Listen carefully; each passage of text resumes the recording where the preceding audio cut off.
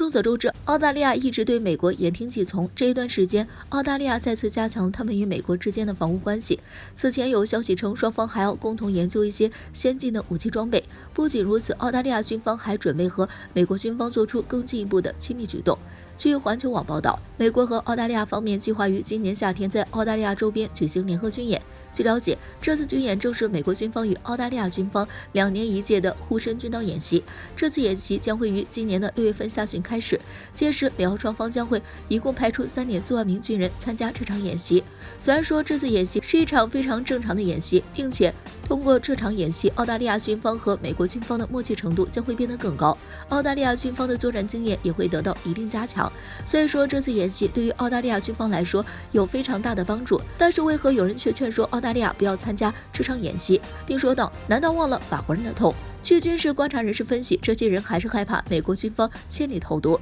此前，法国唯一的一艘航空母舰也因疫情趴窝了。经过事后调查，导致法国戴高乐号航空母舰感染新冠病毒的很有可能是美军。据了解，法国戴高乐号航空母舰是在与美军举行了一次联合演习。虽然说没有直接证据表明法国海军是被美国海军传染的，但是不少人通过网络上的一张照片发现了疑似端倪。通过这张照片，我们可以看到美国海军在演习过程中与法国海军举行了一次交际舞会。所以说，法国人认为正是因为这场交易舞会的密切接触，才毁了法国海军以及戴高乐号航空母舰。所以说，不少人还是希望澳大利亚军方放弃或延期与美国海军举行联合军演。然而，就在这些人为澳大利亚军方感到担忧的时候，美国方面又传出了一个噩耗。有消息称，正在进行水面战高级战术训练的美国海军查菲号驱逐舰被爆出有新冠疫情，并且这艘美国海军军舰上的疫情情况非常严重。但是美国方面却没有做出有效的措施来遏制疫情的发展，并且再一次隐瞒了该军舰上的疫情情况。由此可见，如果美国继续这样放任疫情发展的话，那么查菲号驱逐舰将会变成下一艘罗斯福号航空母舰。然而有人却觉得美军的这些情况并不是特例，说不定还有更多的军舰感染了新冠病毒。如果说美军在隐瞒病情的情况下派出染病的毒船与澳大利亚军方进行联合军演的话，那么澳大利亚军方的处境将会变得非常危险，说不定这次联合演习将会让他们彻底丧失作战能力。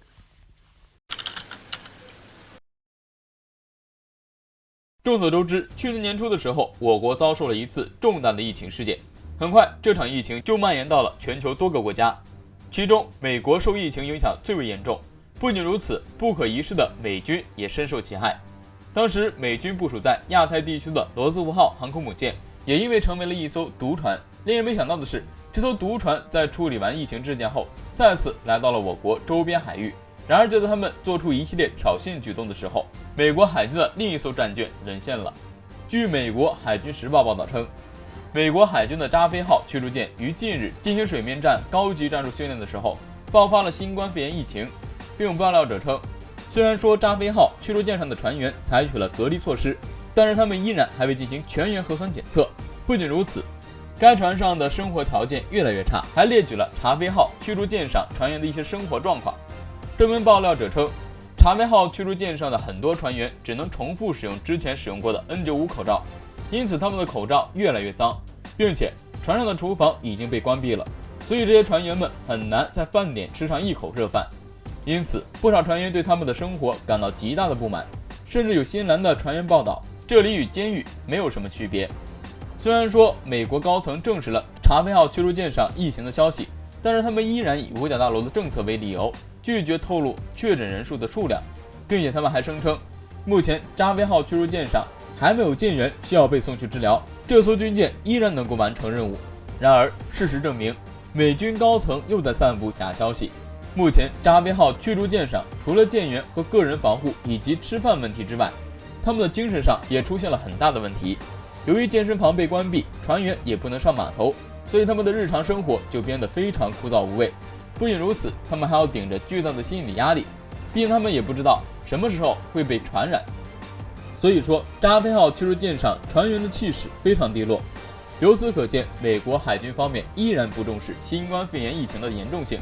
想让扎菲号驱逐舰重蹈罗斯福号航空母舰的覆辙。如果说美国海军方面继续让扎菲号驱逐舰上的事态放任下去的话，那么这艘军舰又会变成一艘毒船。届时美军算意识到问题的严重性，但它已经为时已晚了。不得不说，美军确实非常强大，他们不解决自身新冠肺炎疫情的问题就罢了，居然还敢派其他军舰去挑衅别的国家。如果说美国海军继续这样下去的话，他们迟早会遭受更大的打击。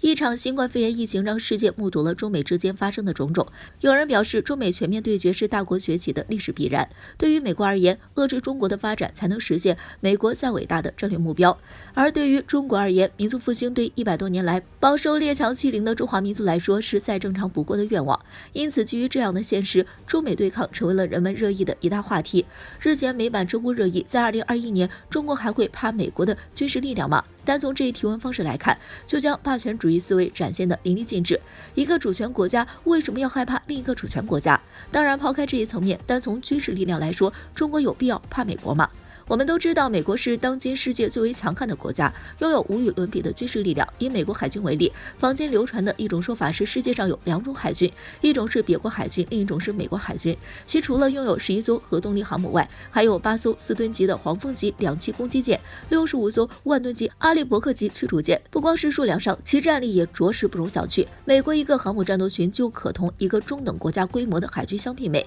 可见其巨大的战力。那么，碍于美国如此强大的军事实力，是否我国就真的应该对2021的美国感到害怕呢？我们来听听美版知乎上的网友是如何回答的。有人表示没有，一位名叫蓝斯的网友随后列举了中国为什么在2021年不惧怕美国的原因。其表示，中国已经在南部海域建造了人工岛礁，并配备了超视距检测设备和超音速导弹，旨在打击飞机和海军。与此同时，中国采取防御性立场，在所有条件相同的情况下，防御者总是有更好的机会击败攻击者。当然，更多的人还引述了最具说服力的事实例证。早在上个世纪，当时中国没有坦克，没有空军，军队长期缺乏重型武器，甚至连食物、弹药和保暖衣物也供不应求。但是就是这样的中国也仍然没有后退，并在朝鲜战场上取得了重大胜利。还有人表示不，事实相反，自从美国经历了朝鲜战争和越南战争后，美国军方一直对中国军方感到恐惧，因此在过后的40年中，尽管美国每天计划要摧毁中国，但他不敢采取行动。